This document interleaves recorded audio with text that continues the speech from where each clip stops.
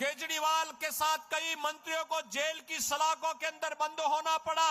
आज नोएडा, ग्रेटर नोएडा और उत्तर प्रदेश में निवेश आ रहा है, दिल्ली में निवेश जीरो।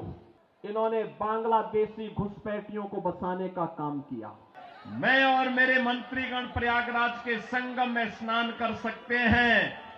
श्री अरविंद केजरीवाल जी से मैं पूछना चाहता हूं, क्या यमुना जी में वहां भी अपने मंत्रियों के साथ जाकर के स्नान कर सकते हैं क्या?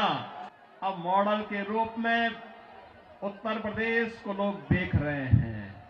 आम आदमी पार्टी के नेताओं के घर में आधार बनाने की मशीन के माध्यम से आधार बांटे जाते हैं इन बांग्लादेशी घुसपैठियों को। सरदे अन्ना हजारे को धोखा दे सकता हो, वह व्यक्ति जनता को भी धोखा देने में माहिर होगा।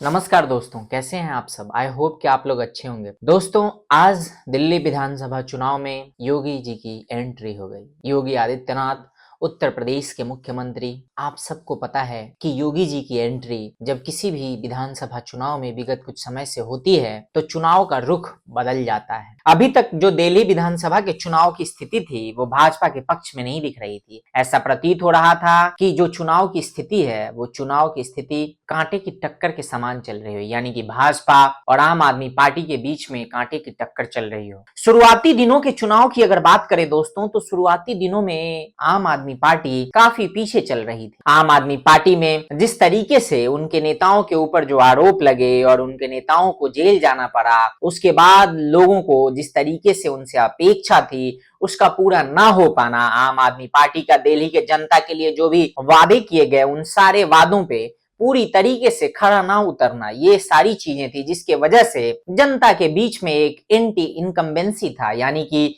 निराशा और हताशा का माहौल था आम आदमी पार्टी और अरविंद केजरीवाल जी को लेके। लेकिन जैसे ही बीजेपी ने टिकट को अनाउंस किया, और मैंने अपने पुराने वीडियोस में आप लोगों को बताया भी है दोस्तों कि कैसे बीजेपी ने अपने ही हार की तैयारी अपने ही हाथों की, जब उन्होंने टिकट के बंटवारे किए और टिकट के बंटवारे में उन्होंने कुछ बहुत चर्चित नामों को टिकट ना दिया, कुछ ऐसे नाम जिनके टिकट मिलने की उम्मीदें जनता को थी और वो नाम जो जनता चाहती थी कि इन नामों को या इन चेहरों को टिकट मिले और वो चेहरे उनका प्रतिनिधित्व करें। लेकिन बीजेपी ने किसी सोची समझी रणनीति या राजनीति के तहत उन नामों को टिकट नहीं दी, और मैंने अपने पुराने वीडियोस में आप लोगों को बताया है कि किस तरीके से उन नामों के नाम मिलने से और टिकट ना दिए जाने से जनता के बीच में एक निराशा का भाव था, जिसके वजह से ऐसा लगा एक समय पे कि बीजेपी दिल्ली विधानसभा के चुनाव में आम आदमी पार्टी से पीछे खिसक गई हो। लेकिन फिर कहते हैं कि आजकल चुनाव को अगर बदलना है तो भारतीय जनता पार्टी उम्मीदवारों के लिस्ट जारी करने के साथ ही बीजेपी दिल्ली विधानसभा चुनाव में पीछे खिसक गई। ऐसा प्रतीत होने लगा कि शायद बीजेपी इस बार भी दिल्ली विधानसभा चुनाव को उतना सीरियसली नहीं ले रही है जितना उसे लेना चाहिए। लेकिन दोस्तों, कहते हैं ना कि देर आए दुरुस्त आए। उसके बाद फिर ये खबरें निकल के आई कि योगी आदित्यनाथ उत्तर प्रदेश के मुख्यमंत्री, जिन्हें हिंदुत्व का पोस्टर बॉय समझा जाता है या कहा जाता है अभी करेंट टाइम के राजनीति में, भारतीय राजनीति में खासकर, और ऐसा कहा जा रहा है हरियाणा चुनाव से कि उन्होंने चुनाव को बदलने का एक अलग जज्बा अपने अंदर पैदा कर लिया है। वो जिस भी क्षेत्र में प्रचार करने जाते हैं उस क्षेत्र में चुनाव के जो नतीजे होते हैं वो बदल के रख देते हैं दोस्तों। उनका जो सक्सेस रेशियो है, जो स्ट्राइक रेट है, जिस तरीके से वो चुनाव को प्रभावित करते हैं, जिस तरीके से वो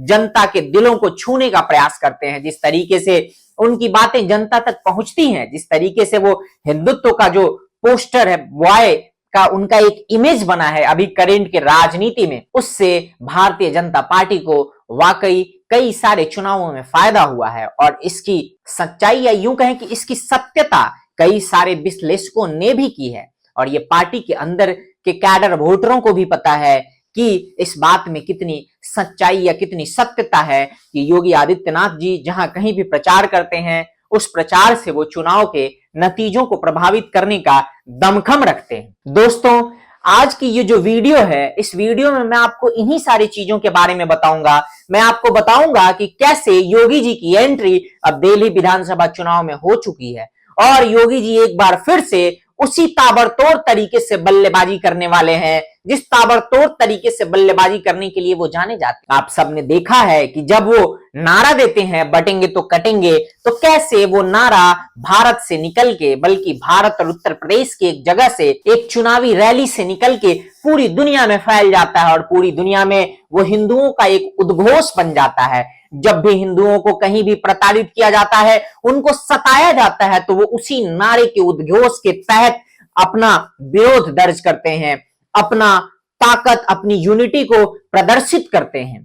और जब कभी भी हिंदुओं को, चाहे वो बांग्लादेश का इंसिडेंट हो, कनाडा का इंसिडेंट हो, यूएस में हिंदुओं को प्रताड़ित किया जाए या फिर यूरोप में, ऑस्ट्रेलिया में, जहां कहीं भी हिंदुओं को प्रताड़ित करने का प्रयास किया जाता है या हिंदुओं को प्रताड़ित किया जाता है, हिंदू उसी नारे के साथ एक दूसरे को साथ लाते हैं और अपने विरोध को दर्ज कराने का काम करते हैं। बल्कि अगर हम दूसरे शब्दों में ये कहें तो वो अतिशयोक्ति नहीं होगी कि ये जो नारा है बटेंगे तो कटेंगे, ये पूरी दुनिया में हिंदुओं के लिए एक उद्घोषक नारा हो गया है, जिस नारे के थ्रू हिंदू अपनी अभी की जो करंट भावना है प्रदर्शित कर रहे हैं। दोस्तों, बाद में हमने देखा कि कैसे इस नारे को प्रधानमंत्री मोदी जी ने भी अपने अंदाज में लोगों के सामने रखा, जिसमें उन्होंने कहा कि एक हैं तो सेफ हैं। तो दोस्तों, उसी तरीके से आज योगी जी की दिल्ली विधानसभा चुनाव में एंट्री हो चुकी है। उन्होंने आज दिल्ली में पहली रैली को संबोधित किया,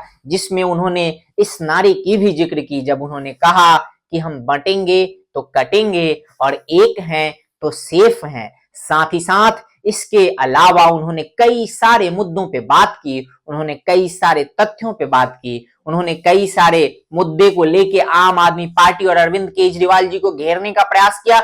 जब उन्होंने ये कहा कि दिल्ली की जो सड़कें हैं उन पे गड्ढा है या गड्ढे में सड़क है, इस बात का पता नहीं चलता। उन्होंने ये भी कहा कि जिस व्यक्ति ने अपने गुरु को भी नहीं बख्शा, उनको भी छलने का प्रयास किया या उनको भी छला, तो फिर आखिर वो व्यक्ति दिल्ली की जनता को कैसे छलने से बाज आएगा, इत्यादि इत्यादि कई तरह की बातें की। लेकिन सबसे ज्यादा जो लाइन या जो बातें जनता के साथ कनेक्ट हुई वो थी कि एक हैं तो सेफ हैं और बटेंगे तो कटेंगे। उन्होंने दिल्ली के लोगों को भी एक होने का आह्वान किया है और उसके जो परिणाम हैं कि आखिर वो किस तरीके से और कितना प्रभावी ढंग से दिल्ली के चुनाव में अपना रंग रूप दिखाएगा और कितना प्रभावित करेगा चुनाव का, वो तो समय ही बताएगा दोस्तों, और वो तब पता चलेगा जब चुनाव के परिणाम आएंगे। लेकिन इतना तो कहा जा सकता है कि योगी जी की एंट्री से दिल्ली का जो चुनाव अभी फीका फीका सा लग रहा था, जिसमें यह लग रहा था कि शायद बीजेपी पीछे कहीं खिसक रही है, अब एक बार वापस से बीजेपी रेस में आ चुकी है और अब दिल्ली की जो चुनाव है, चुनावी सरगर्मी वो भी बढ़ने लगी है। अब चुनावी जो पारा होगा दिल्ली विधानसभा का दोस्तों, वो भी बढ़ने लगेगा।